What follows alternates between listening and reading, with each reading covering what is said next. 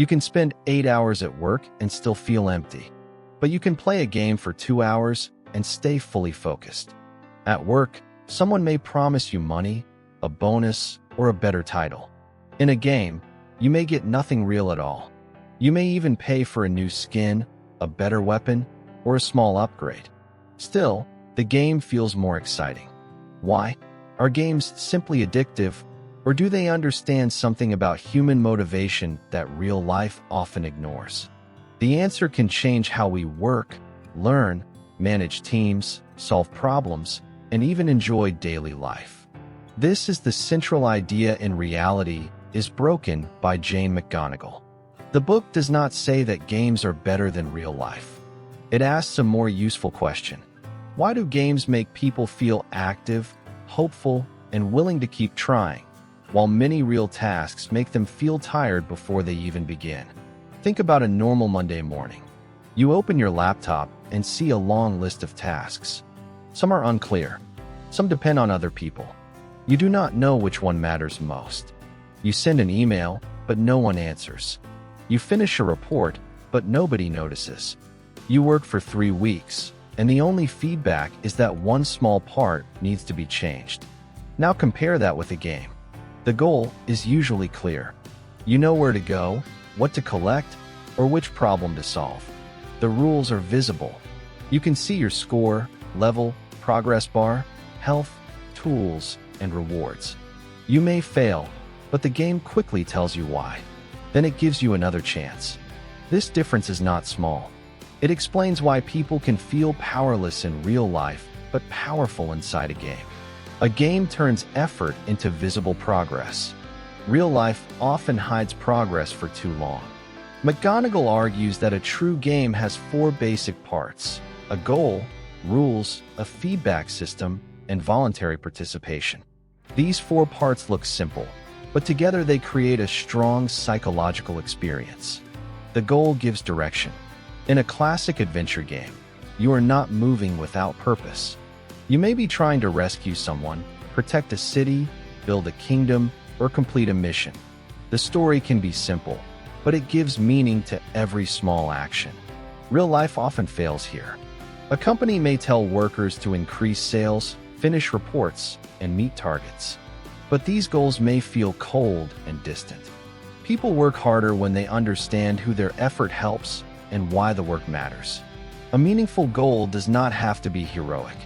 It only has to connect daily effort with a larger purpose.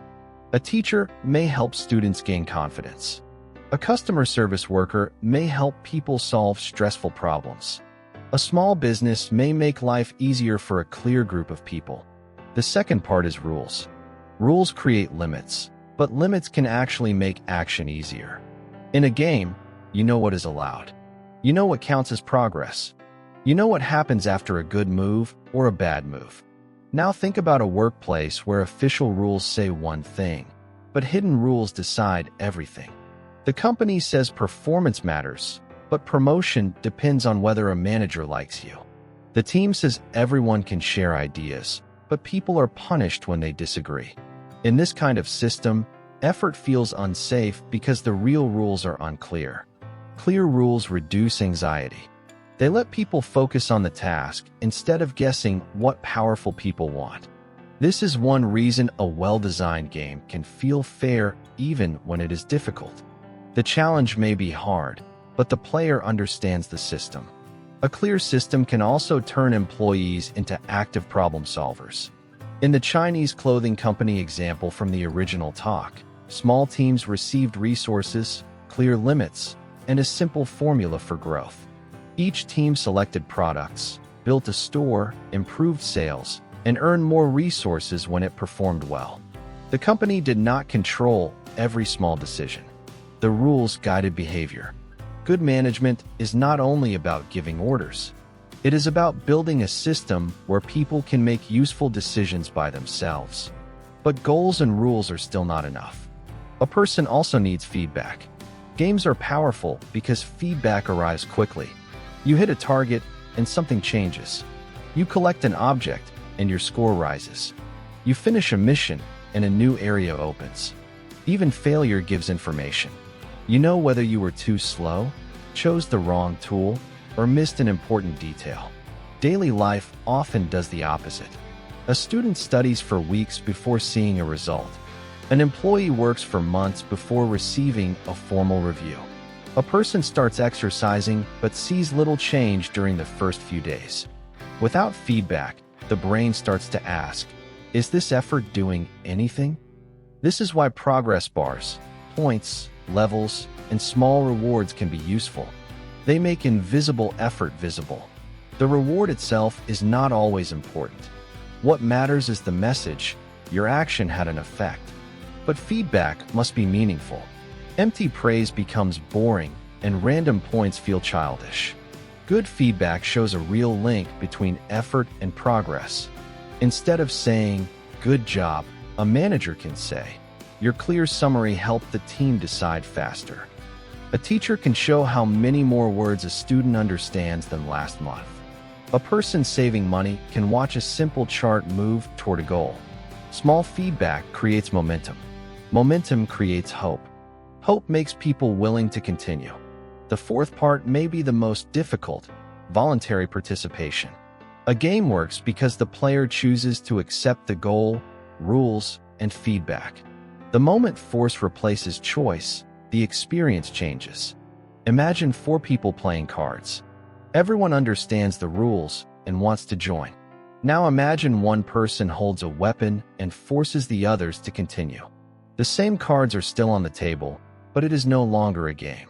This matters in work, school, and family life. You cannot simply add points and rankings to an unpleasant system and call it fun.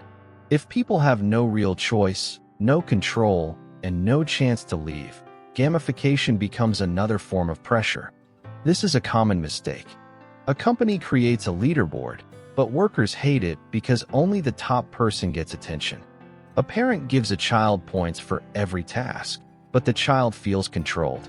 A school adds badges, but students still have no freedom in how they learn. The deeper truth is that people do not only want rewards. They want agency. Agency means feeling that your actions are truly yours. You decide to enter. You understand the challenge. You can choose a strategy. You can improve through effort. This is why games often produce more energy than orders. A player does not need someone to stand behind him and repeat, "Try harder." The design itself pulls him forward.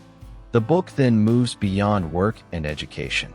It shows how game thinking can help people solve social problems, build cooperation, and create better daily habits. One example is Chore Wars, a game that turns housework into a shared competition. Family members earn points by completing tasks. A simple job like washing dishes becomes part of a visible system. One playful rule gives extra value to work done before anyone notices. This encourages people to create small surprises for each other. The score changes the meaning of the task. Housework becomes a shared challenge with visible progress. Another example connects young people with older adults. Players gain points by talking with an older person and finding things they have in common. To earn more points, they must keep asking questions and listening carefully. The game creates a reason for longer conversations, and those conversations reduce loneliness. The book also describes large public games. World Without Oil asked many people to imagine life during a serious oil shortage. Players explored how they might travel, work, eat, and organize communities. The goal was not simple entertainment. It was to use many minds to think about a difficult future before that future arrived. This leads to one of the book's biggest ideas. Games can create what McGonigal calls super-empowered, hopeful individuals and large groups of super collaborators. In simple words, games can help ordinary people believe that difficult problems are possible, then organize them around a shared mission.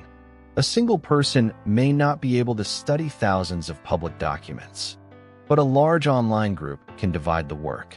Each person takes a small part, and together they complete what once looked impossible.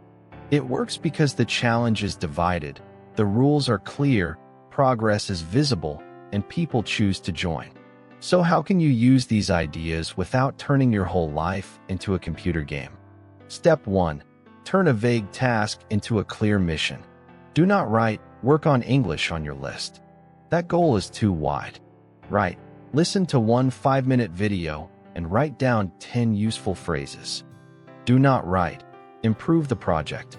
Write, "Fix the first page and ask one person for feedback." A clear mission should answer 3 questions. What is the finish line? What action comes next? How will I know I am done?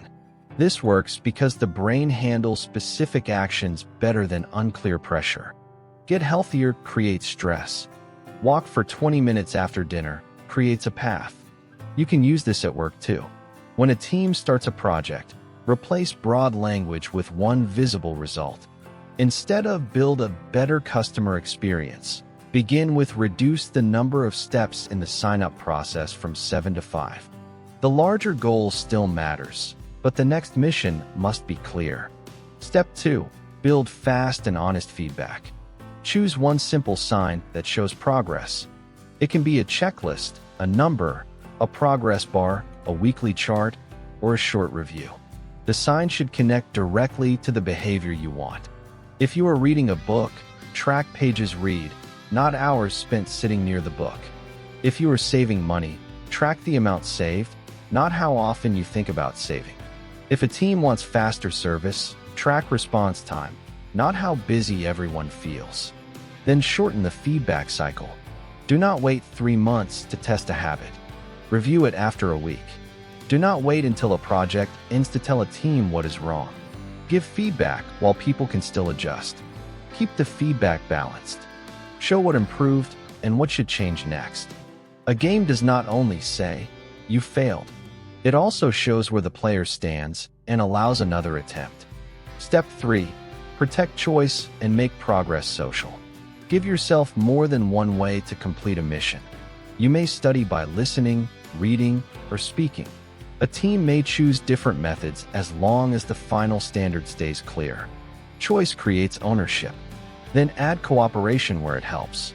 Share progress with one friend. Build a small team challenge. Let people divide a large problem into smaller parts. Celebrate useful contributions, not only first place. Avoid systems that shame people at the bottom.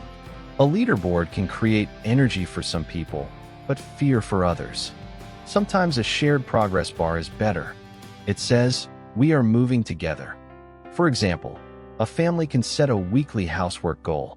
Each person chooses tasks, and the group watches total progress rise. The reward could be choosing a movie together. Everyone sees the goal, understands the rules, receives feedback, and keeps some freedom. The message of reality is broken is not that we should escape into games. It is that games reveal what people need in order to stay motivated. Meaningful goals, fair rules, visible progress, freedom, challenge, and connection. When these things are missing, even easy work feels heavy. When they are present, people can accept hard challenges and keep going after failure. Play is not the opposite of work. The real opposite of play is often boredom, helplessness, and disconnection. Work can include focus, effort, and responsibility while still feeling alive. So the next time you cannot begin a task, do not immediately blame your discipline. Look at the design. Is the goal clear? Are the rules fair? Can you see progress? Do you have any choice? Are you doing it alone when cooperation would help? A better system does not remove effort. It gives effort a direction.